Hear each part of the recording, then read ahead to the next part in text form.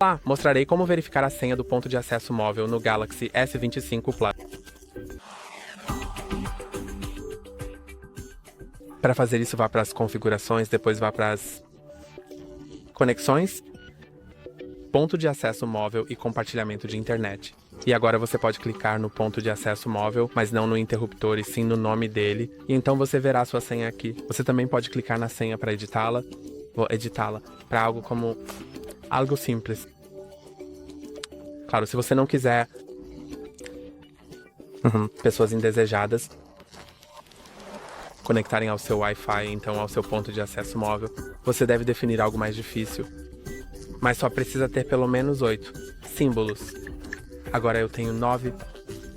Posso clicar em salvar. E agora, esta é a minha senha. E isso é tudo por hoje. Não se esqueça de curtir e se inscrever. Até a próxima.